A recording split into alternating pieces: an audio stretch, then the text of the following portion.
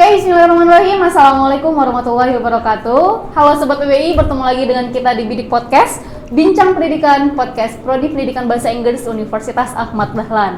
Saat ini telah ada bersama aku, Mbaknya, silahkan memperkenalkan diri masing-masing. Mbak dulu deh. Perkenalkan, nama saya Halimah Sadia, biasa dipanggil Emma. Saya mahasiswa Prodi Pendidikan Bahasa Inggris Universitas Ahmad Dahlan. Halo teman-teman semua, perkenalkan nama aku Ana Zulfa Hasanah, biasa dipanggil Ana Zulfa, terserah siapapun itu. Prodi PBI, alhamdulillah baru lulus kemarin. Oke, nah tepuk tangan dulu dong guys. Oke. Nah, jadi teman-teman sekalian, tema podcast kita pada sore hari ini adalah Hai mahasiswa akhir, kalian lulus kapan nih? Bukan kalian sih ya, kita kali ya, karena gue juga belum lulus guys di antara mereka berdua ini gitu. Nah, jadi di podcast kita kali ini kita akan berbincang nih dengan teman-teman sekalian. Apa sih tipsnya mereka itu bisa lulus cepet? Karena dengar-dengar di FKIP UAD itu sendiri itu susah gitu loh untuk lulus cepet gitu kan ya teman-teman. Iya, Nah, jadi itu yang pengen kami bahas di sini, yang ingin kita bincangkan di sini. Apa sih tips dari Emma dan juga Ana sehingga mereka itu bisa cepet gitu loh lulus dari pendidikan perkuliahan ini gitu. Jadi mungkin ya bisa lah di sharing ya Mbak ya. Oke, dimulai dulu dari si Emma kali ya. Sharing tips lulus cepet ya. Mungkin sebelumnya bisa apa ya, kayak pengalaman dulu kali ya dari Sempro gitu. Oke, berarti dari awal menata deskripsi ya. Iya, gitu. Oke, jadi pertama kali mulai menata skripsi itu semester 7 ya. 6 mungkin udah perkenalan ya di mata kuliah metodologi, research methodology. Lalu di semester 7 ada mata kuliah seminar proposal. Nah, di situ mulai belajar, dijelaskan oleh dosennya bagaimana menyusun draft skripsi dari bab 1, 2, 3, dan 4 sampai 5. Oke, lalu setelah dijelaskan oleh dosen, langkah pertama yang harus kita lakukan adalah niat. Jadi teman-teman kalau mau mengerjakan skripsi, hal yang paling utama adalah niat. Nggak cuma skripsi sih ya? Iya, itu butuhnya. iya benar, niat. Lalu yang kedua, kalau aku pribadi sih lingkungan ya, teman, orang tua, dosen, ataupun kakak, adik dan segala macam saudara, itu adalah salah satu faktor yang paling mendukung. Karena kalau ketika mengerjakan skripsi terus teman kalian males, kebawa gitu ya malesnya, kayak lingkungan tuh sangat mempengaruhi. Iya, temen, circle ya biasanya kalau anak mahasiswa itu circle. Lalu yang ketiga itu dosen ya. Teman-teman, kalau menurut saya dosen itu harus juga bisa mensupport skripsi. Terus kita juga harus follow up ya, follow up dosennya juga. Mungkin itu aja ya, 3 poin penting. 3 poin penting nih guys, jangan lupa. Pertama itu niat, lingkungan, dan yang ketiga itu support system dari kampus, yaitu dosen pembimbing. Iya, benar. Oh ya, kalau anak gimana, Nak? Susah nggak, Nak? Kalau aku, kalau boleh cerita dari awal mulai nyusun kali ya. Awal nyusun itu, waktu itu masih ke kampus mengajar kebetulan. Terus sambil nyari judul juga, sambil research juga siapa yang kira-kira bakal jadi DPS gitu. Sebenarnya udah ada satu, jadi itu udah ini nih kayaknya beliau nih cocok gitu kan. Akhirnya ya cek gitu kan, habis itu alhamdulillahnya bisa sama beliau. Terus coba-coba cari judul, coba ajuin segala macam, alhamdulillah juga di ACC. Langsung research gitu kan, entah dari yang punya cutting, entah dari pokoknya research. Terus langsung targetin di mana mau ngapain gitu. Intinya pertama tadi niat sama, kedua ada target, itu perlu banget kalau aku. Terus lanjut ke strategi kali ya. Jadi strategi kalian kan kita beda-beda ya kalau belajar gitu kan. Ada yang emang harus sama teman, ada yang harus sendiri, itu beda-beda gitu. Seenaknya kalian aja gimana, diikutin maunya kalian, enaknya diri kalian gimana gitu. Terus aktif sama DPS. Kalau misalnya ada habis revisi atau habis konsul segala macam, itulah pokoknya itu harus banget dikerjain. Karena menurutku kalau habis revisi, habis konsul segala macam itu masih anget kan ya. Jadi mau nggak mau tuh harus banget langsung dikerjain, jangan nunda-nunda pokoknya. Benar. ya kalau mau cepet niat dan jangan nunda-nunda guys. Jangan nunda-nunda. Beneran. Tapi nih sebenarnya tuh ngerjain skripsi itu sesusah itu kah? Sebenarnya enggak ya. Jadi kalau aku sendiri pribadi kalau udah nemuin poinnya tuh di sini gitu loh, udah klik banget, itu benar-benar yang kayak ibaratnya ngambis ya. Kayaknya awalnya tuh malas banget. Tapi kalau misalnya udah nemu yang itu tuh, itu benar-benar kayak bisa lupa waktu, nyampe kayak terus banget kayak apa lagi yang kurang ya. Bahkan misalnya selesai targetnya mungkin malam ini ngerjain 1, 2 ini misalnya, dan 2 ini udah selesai misalnya gitu kan. Itu kita pengen nambahin kayak recheck lagi dari awal, di bener-bener dari awal tuh bener-bener di scroll lagi sampai bawah. Itu kan kayak bukan nggak perlu ya, masih ada hari esok gitu, tapi hari itu tuh bener-bener dilakuin. Jadi bener-bener kayak text time gitu, jadi nambah waktu, kayak nambahin begadang segala macam itu sih ya, maksudnya nggak baik. Tapi itu tadi kalau misalnya udah diniatin dan udah nemuin itu bakalan selesai gitu. Ada ngehnya gitu ya. Kayak udah paham nih Bun sama apa sih skripsi kita tuh tulis apa, kalau udah nemu itu tuh Iya benar. lanjut gitu. Iya benar-benar. Nah, sama banget sih sebenarnya dengan aku ya, karena aku kan maksudnya tuh nggak yang harus ngerjain saat ini gitu, tapi pas kita udah tahu poinnya apa nih, langsung dikerjain kalau bisa hari selesai gitu. Ngalir lancar. Langsung ngalir lancar. Banyak baca, cari artikel guide juga biar ada tahu arahnya mau kemana gitu. Iya benar. Artikel ya benar artikel. Kalau kamu gimana? Ngerjain skripsi itu susah itu nggak sih? Kalau aku ya nggak susah, cuman emang sedikit challenging ya. Karena pertama skripsi itu bukan cuma cerita yang bisa kita copy paste sana sini gitu ya.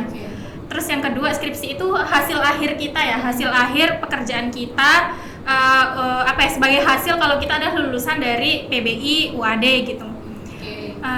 Kesulitan yang pertama itu kalau aku cari artikel ya, karena skripsi aku metodenya sedikit jarang dipakai mungkin ya dalam dunia pendidikan, mungkin banyak tapi belum cocok dengan tema yang aku pilih. Nah, sedikit kesulitan dalam memilih jurnal. Jadi intinya jurnal ataupun artikel itu adalah salah satu hal yang paling krusial ya dalam pengerjaan skripsi.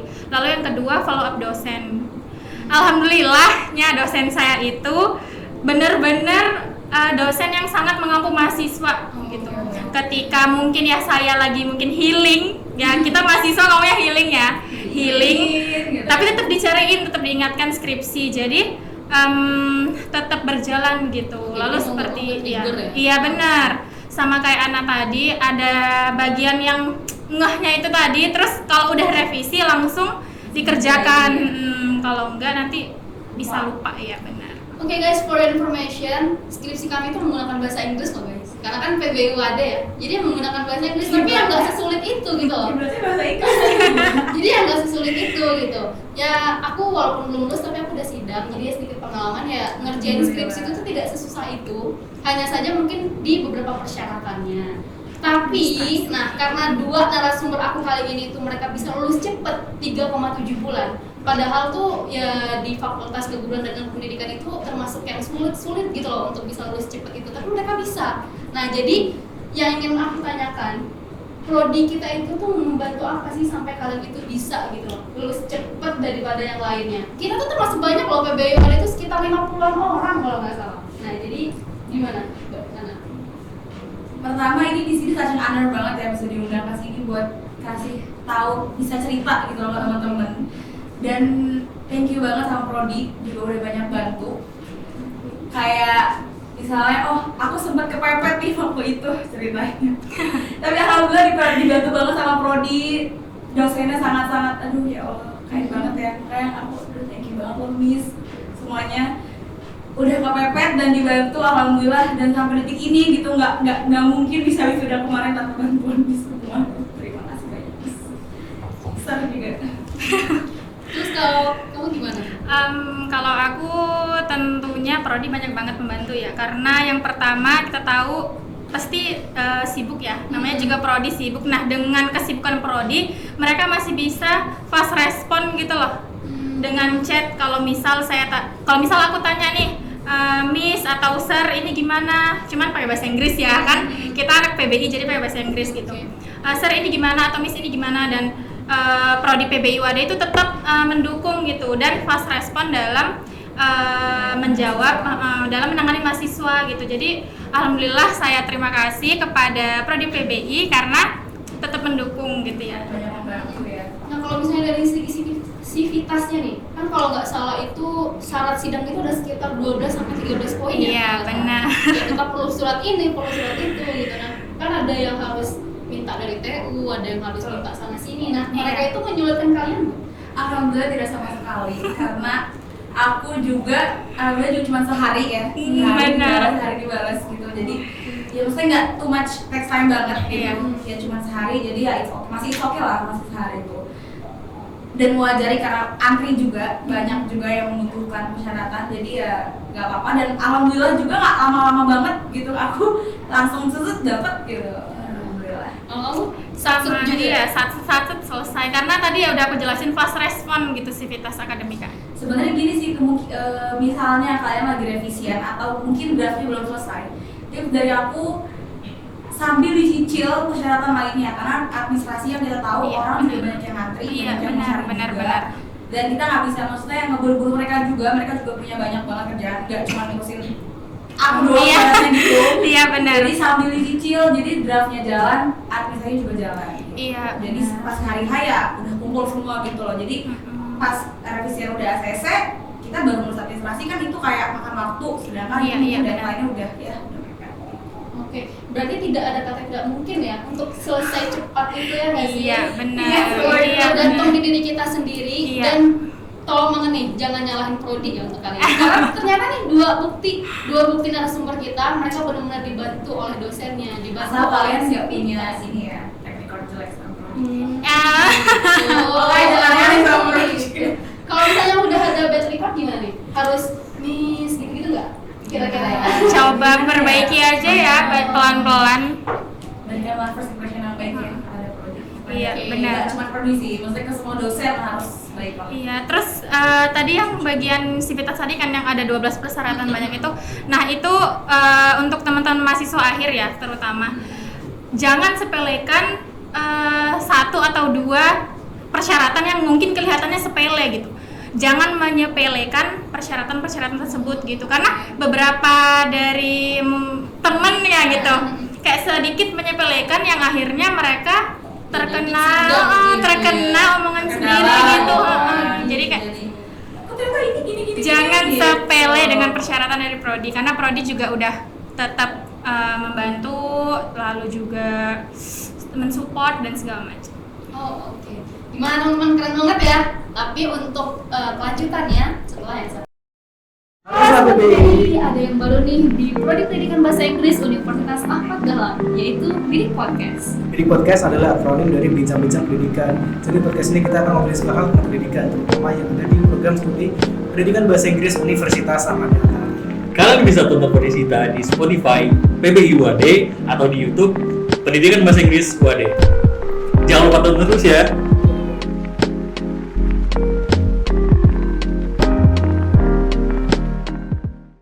Oke, balik lagi bersama kami. Tadi kita sudah membahas tentang perjalanan mereka, kemudian Sivitas dan juga prodi itu udah membantu apa gitu untuk mahasiswanya.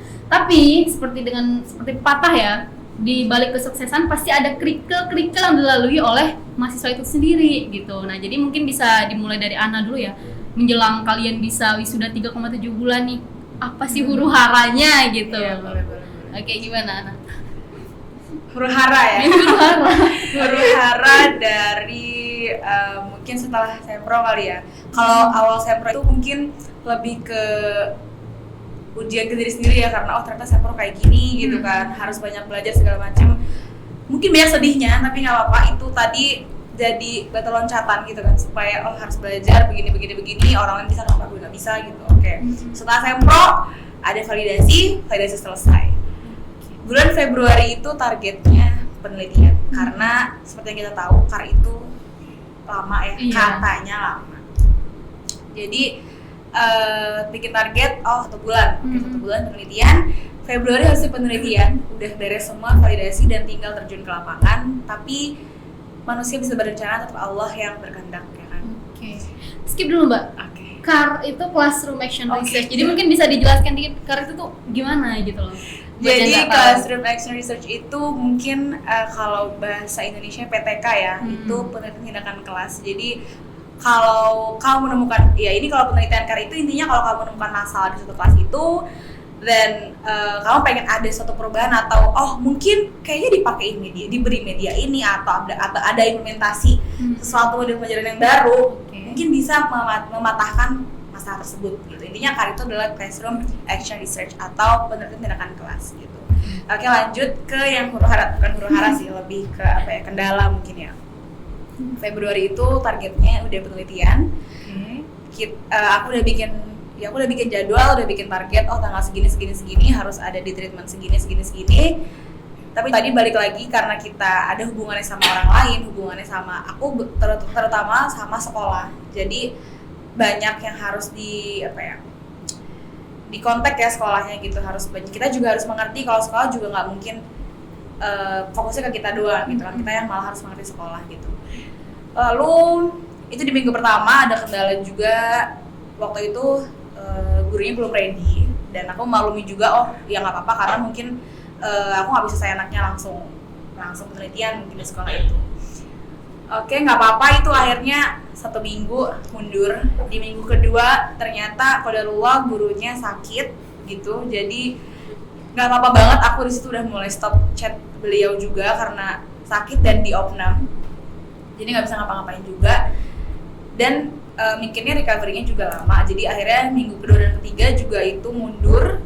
Di minggu terakhir itu ibunya udah chat, alhamdulillah ternyata udah masuk, udah sembuh dan udah ready lagi untuk aku penelitian di sana. Tapi qadarullah juga terakhir itu di minggu terakhir itu ternyata online lagi karena itu mungkin naik lagi itu COVID-nya kemarin kasusnya. Akhirnya itu harus online lagi dan Februari, say goodbye buat Februari, aku nggak ngapa-ngapain Februari guys. Aku target Februari itu udah melakukan penelitian dan akhir Februari itu aku pengennya udah olah data, tapi ternyata Februari nggak ngapa-ngapain sama sekali. Itu tadi, itu jadi kendala, tapi yang nggak apa-apa, maksudnya tetap harus positive thinking kalau semua tuh bakal ada hikmahnya, ambil positifnya. Ternyata di awal Maret bisa langsung mulai dan penelitian selesai di akhir Maret, langsung olah data. Awalnya tuh iseng olah data, ternyata enak gitu.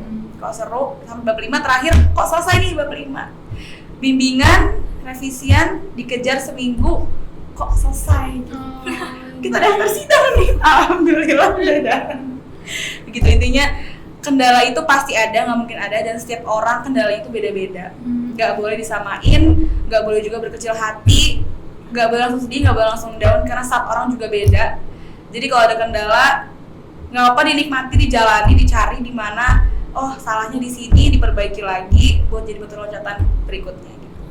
Jadi kamu itu kalau ngerjain skripsi itu dikelarin dulu dari 1 sampai akhir, sampai baru bimbingan gitu? Kalau kemarin itu emang kasusnya yang setelah penelitian itu, bab 45 itu sebenarnya iseng kemarin tuh, iseng ngabuburit ya kan, karena bulan puasa ngabuburit, ngolah data lah itu, ngolah data karena kita udah ada semua, diolah data, kok ternyata sampai bab 5 gitu, jalannya kok keterusan gitu, akhirnya coba deh gitu kan, udah selesai, ya harus bimbingan gitu kan supaya tahu ada salahnya atau enggak gitu. Kita benar-benar harus aktif juga sama DPS, biar DPS juga tahu progres kita, nggak boleh DPS nggak tahu progres kita.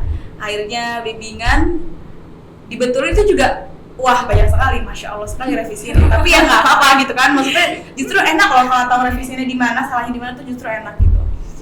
Udah akhirnya itu revisi, habis revisi langsung kerjain lagi, jangan pernah nunda karena masih hangat. Sebenarnya gini, enaknya ngambis terus itu kalau aku pribadi.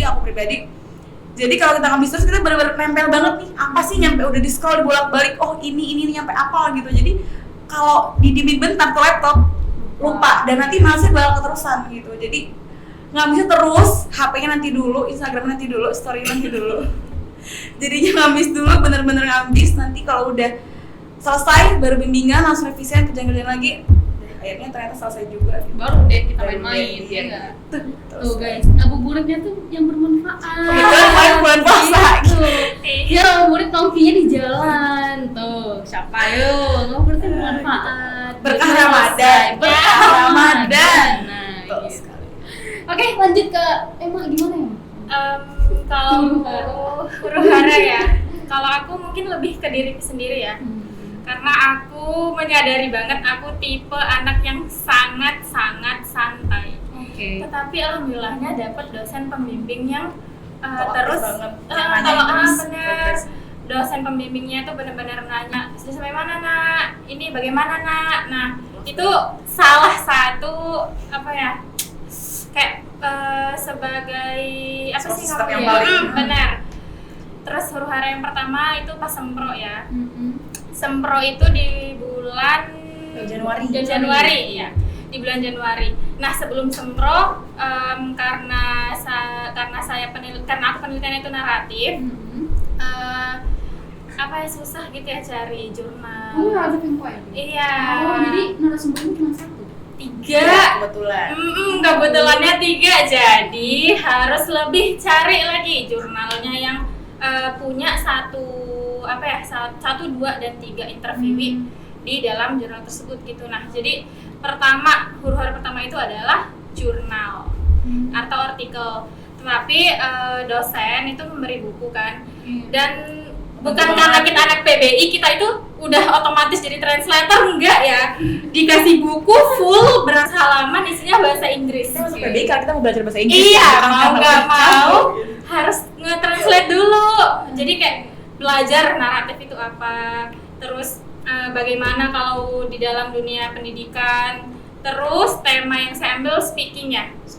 Nah, terus kalau naratif itu gimana? Kalau misal temanya itu speaking, jadi benar-benar nge-follow up dosen. Jadi kalau Ana Zulfa tadi langsung nyelesain sekaligus, kalau saya baru 3 paragraf ngechat dosen, 6 paragraf chat dosen, 2 halaman ngechat dosen. Nah, itu follow up. Terus yang kedua selain jurnal itu jaringan ya. Jadi Di rumah. jadi sewaktu ngerjain itu waktu pertama kali itu KM itu udah mulai ya. Nah, jadi waktu saya KM itu qadarullahnya dapat tempat yang sangat terpencil, terbelakang, 3T. 3T ya, iya benar. Jadi ketika ngerjain skripsi itu ketika saya menghubungi dosen harus manjat pohon dulu supaya dapat, bayangin aja ya, bawa laptop manjat pohon pakai rok gitu ya. Di sana kan kita guru ya, jadi mau nggak mau pakai rok gitu. Kalau pakai celana kayaknya nggak sopan ya kalau ngajar. Effort ya. Effortnya benar-benar harus manjat pohon sambil bawa laptop. Gimana caranya laptop itu nggak jatuh dari pohon, dan pohonnya lumayan tinggi gitu. Ya, ingatnya tuh kayak ngelah napas gitu. Dan ya karena itu ya udah tetap dilanjutkan walaupun ya gitu. Oke, jurnal, terus jaringan, terus yang selanjutnya huru-haranya itu di administrasi ya. TOEFL. Aku tuh sadar banget ya kalau aku bukan anak yang ketika dijelasin dosen sekali langsung paham, enggak. Aku bukan tipe anak yang jenius dan sekali baca langsung paham gitu. Jadi TOEFL itu aku bisa 4-5 kali TOEFL.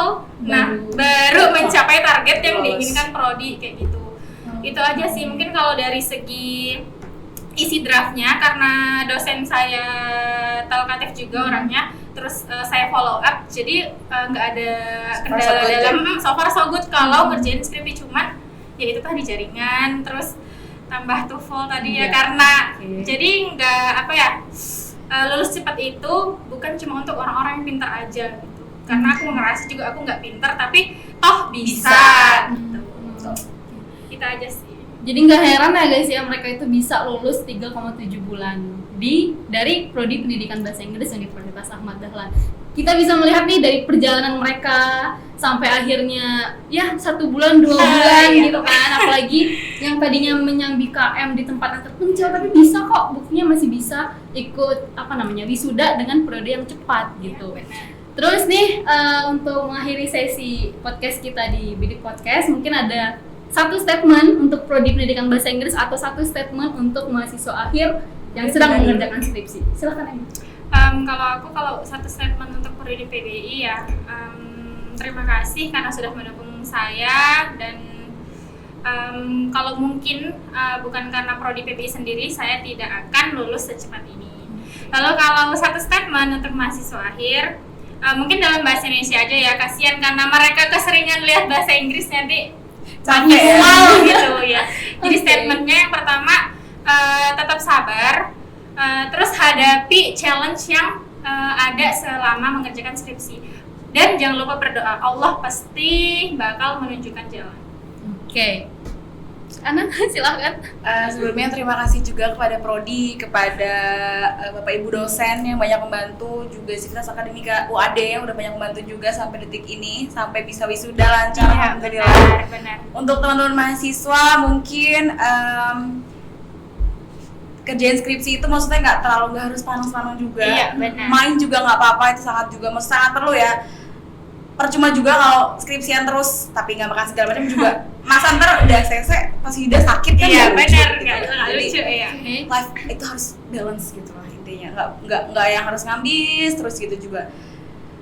Semangat terus, semoga lancar terus ngerjain skripsinya yang lagi skripsian.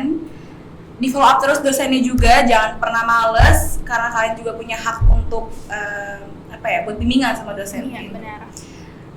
Mungkin closing statement dari aku, when the pain of an obstacle is too big, challenge yourself to be stronger. Terima kasih. Oke.